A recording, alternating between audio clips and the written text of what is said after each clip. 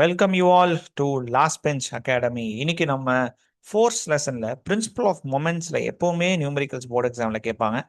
So அதில் ஒரு question தான் இன்னைக்கு கொண்டு வந்திருக்கேன். யூஸ்வலாக அந்த பிரின்சிபல் ஆஃப் மொமெண்ட்ஸ்ல வந்து பார்த்தீங்கன்னா ஒரு மீட்டர் ஸ்கேல் கொடுத்துருவாங்க. அந்த மீட்டர் ஸ்கேல வந்து மோஸ்ட் ஆஃப் த கொஸ்டின்ஸ்ல நடுவில் பேலன்ஸ் பண்ணியிருப்பாங்க. பட் இந்த கொஸ்டின்ல வந்து என்ன பார்த்திருக்காங்கன்னா 70 சென்டிமீட்டர்ல மார்க் பண்ணியிருக்காங்க. ஸோ நம்ம ஃபுல்லாக ஒரு வாட்டி கொஸ்டினை படிச்சிடலாம்.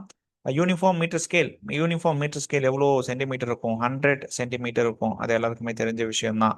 சரியா? ஸோ அந்த யூனிஃபார்ம் சென்டிமீட்டர் ஸ்கேலை வந்து 70 சென்டிமீட்டர்ல பேலன்ஸ் பண்ணியிருக்காங்களாம். 94th சென்டிமீட்டர்ல 0.05 கேஜி மாச தொங்க விட்டுருக்காங்க. ஸோ ஃபர்ஸ்ட் ட்ரா டயக்ராம் அப்படின்னு சொல்லியிருக்காங்க. ஸோ ஃபர்ஸ்ட் டயக்ராம் வரைஞ்சிக்கலாம். ஸோ ஒரு மீட்டர் ஸ்கேலை எக்ஸாக்டா நடுவில் பேலன்ஸ் பண்ணல. They are balanced it at 70 centimetre mark. ஓகேவா? அதுக்கப்புறம் பார்த்தீங்கன்னா ஒரு 94 சென்டிமீட்டர்ல ஒரு 0.05 கேஜியை வந்து தொங்க விட்டுருக்காங்க. ஃபைனா? ஓகே. இந்த நேரத்தில் தான் நம்ம ஒரு விஷயம் தெரிஞ்சுக்கணும். என்னன்னா சென்டர் ஆஃப் கிராவிட்டி. அதாவது ஒரு பாடியோட மொத்த வெயிட்டுமே ஒரு சென்டர் பாயிண்ட்ல ஆக்ட் ஆகும். அது பேர் தான் சென்டர் ஆஃப் கிராவிட்டி அப்படின்னு சொல்லுவாங்க. இப்போ இந்த scale is a uniform material. ஓகேவா? கல்லு மாதிரி ஒவ்வொரு இடத்துல அதிகமா ஒரு இடத்துல கம்மியா அப்படி இருக்காது. ஸ்கேல் வந்து எல்லா இடத்துலையுமே சமமா மாலிகுல்ஸால உருவாக்கப்பட்ட ஒரு நாமளே செஞ்ச ஒரு மேன்மேட் திங். ஸோ அது வந்து கரெக்டாக எந்த இடத்துல அதோட மாஸ் கான்சன்ட்ரேட் ஆயிருக்கும் அப்படின்னா எக்ஸாக்ட்லி அட் 50 சென்டிமீட்டர் மார்க். ஓகேவா? இப்போ கொஷினே இதுதான். இந்த ஸ்கேலோட வெயிட்டை தான் கேட்குறாங்களே. கரெக்டா? Find the mass of the metre scale தான் வந்து பார்ட் பி கொஷினே. ஓகேவா?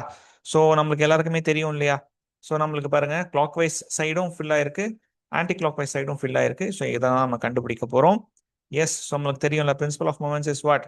Sum of moments of clockwise moments is equal to anti-clockwise moments. சரியா? ஸோ கிளாக்வைஸ்னா எது? இந்த பக்கம். ஓகேவா? ஸோ இந்த பக்கம் ரொட்டேட் பண்றதுக்கு யாரெல்லாம் காரணமா இருக்க போறாங்க அப்படின்னா this distance as well as this mass. சரியா? So force into perpendicular distance. ஓகேவா? ஸோ ஃபோர்ஸ் வந்து என்ன வரும்? சாரி, டிஸ்டன்ஸ் வந்து என்னன்னு பாருங்க, 24. கரெக்டா? 70 minus 94 is 24 centimeter into what is the mass hanging? 0.05. ஓகேவா?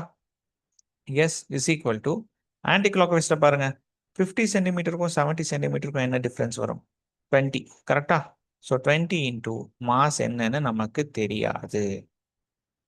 கரெக்டா? எஸ். ஸோ இப்போ நம்ம என்ன பண்ண போறோம்? we are going to M அங்கே இருக்கட்டும்.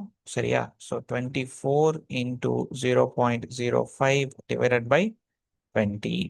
சரியா? ஸோ இதை நீங்கள் 2 டேபிள்ஸில் பொறுமையாக இப்படி கேன்சல் பண்ணாலும் சரி, இல்லை மொத்தமாக கேன்சல் பண்ணாலும் சரி, அது உங்கள் இஷ்டம். சரியா? ஸோ வாட் வில் கம் அப்படின்னு பார்த்தீங்கன்னா your answer will come around. So இதை கேன்சல் பண்ணிடலாம். 51 0.01. So answer is 0.06 KG. So இதுதான் உங்களோட மீட்டர் ஸ்கேலோட இந்த 50 சென்டிமீட்டர் மார்க்ல 0.06 கேஜிஸ் தான் வந்து அந்த ஸ்கேலோட மாஸ் அப்படின்னு சொல்லி கண்டுபிடிச்சிருக்கோம். ஸோ இந்த மாதிரி உங்களுக்கு நிறைய சம்ஸ் வேணும், இந்த மாதிரி நிறைய வீடியோஸ் வேணும் அப்படின்னா கீழே கமெண்ட் பண்ணுங்க. சாப்டர் நேமோட கமெண்ட் பண்ணுங்க இன் பிசிக்ஸ். கண்டிப்பாக நான் உங்களுக்கு ஹெல்ப் பண்ணுறேன். Thank you. See you next video. Bye. See you.